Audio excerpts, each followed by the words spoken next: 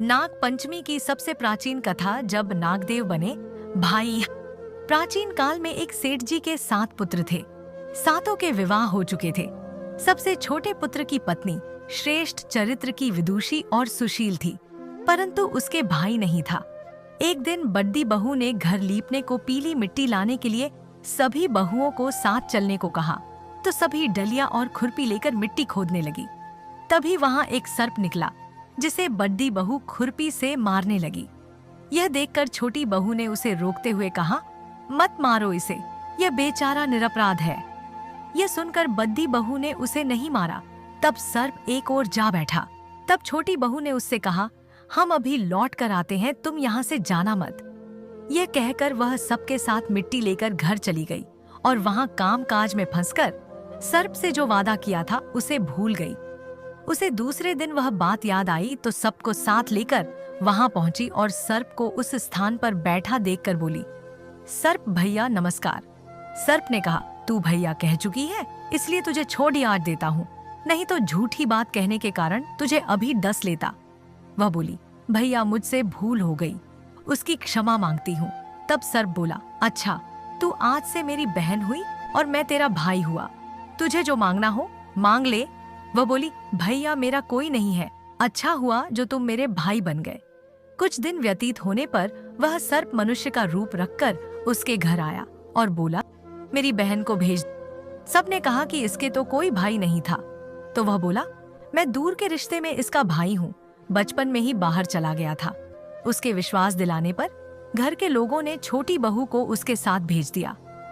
उसने मार्ग में बताया कि मैं वही सर्प हूँ, इसलिए तू डरना नहीं, और जहां चलने में कठिनाई हो वहां मेरी पूंछ पकड़ डाल लेना। उसने कहे अनुसार ही किया और इस प्रकार वह उसके घर पहुंच गई। वहां के धन ऐश्वर्य को देखकर वह चकित हो गई। एक दिन सर्प की माता ने उससे कहा, मैं एक काम से बाहर जा रही हूँ, तू अपने भाई को ठंडा दूध पिला देना। उसे यह बात ध्यान न रही और उसने गर्म दूध पिला दिया, जिसमें उसका मुख बेहद जल गया। ये देखकर सर्प की माता बहुत क्रोधित हुई, परंतु सर्प के समझाने पर शांत हो गई। तब सर्प ने कहा कि बहन को अब उसके घर भेज देना चाहिए। तब सर्प और उसके पिता ने उसे बहुत सा सोना, चांदी, जवाहरात, वस्त्र, भूषण आदि देकर उसके घर पहुंचा दिया। इतना ढेर सारा धन देखकर बड्डी बहू ने ईर्ष्या से कहा, भाई तो बड्ढा धनवान है, तुझे तो उससे और भी धन लाना चाहिए। सर्प ने यह वचन सुना तो सब वस्तुएं सोने की लाकर दे दी। यह देखकर बड्ढी बहू ने कहा, इन्हें झाड़ने की झाड़ू भी सोने की होनी चाहिए।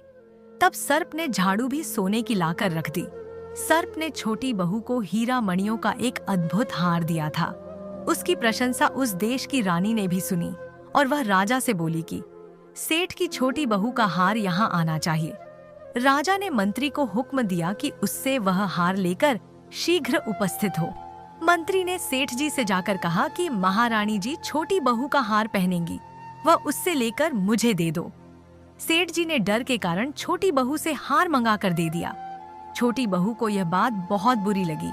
उसने अपने सर्प भाई को याद किया और आने के लिए प्रार्थना की, भैया रानी ने हार छीन लिया है, तुम कुछ ऐसा करो कि जब वह हार उसके गले में रहे तब तक के लिए सर्प बन जाए, और जब वह मुझे लौटा दे तब हीरों और मणियों का हो जाए। सर्प ने ठीक वैसा ही किया। जैसे ही रानी ने हार पहना वैसे ही वह सर्प बन गया। यह देखकर रानी चीख पड़ी और रोने लगी। यह देखकर राजा ने सेठ के पास खबर भेजी कि छोटी बहू को तुरंत भेजो। सेठ जी डर गए कि राजा न जाने क्या करेगा। वे स्वयं छोटी बहू को साथ लेकर उपस्थित हुए। राजा ने छोटी बहू से पूछा, तूने क्या जादू किया है, मैं तुझे दंड दूंगा। छोटी बहू बोली, राजन धृष्टता क्षमा कीजिए, यह हार ही ऐसा है कि मेरे गले में हीरों और मणियों का रहता है और दूसरे के गले में सर्प बन जाता है।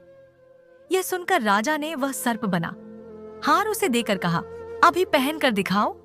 छोटी बहू ने जैसे ही उसे पहना वैसे ही वह हार हीरों मणियों का हो गया। यह देखकर राजा को उसकी बात का विश्वास हो गया और उसने प्रसन्न होकर उसे बहुत सी मुद्राएं भी पुरस्कार में दी। छोटी बहू अपने हार और पुरस्कार सहित घर लौट आई।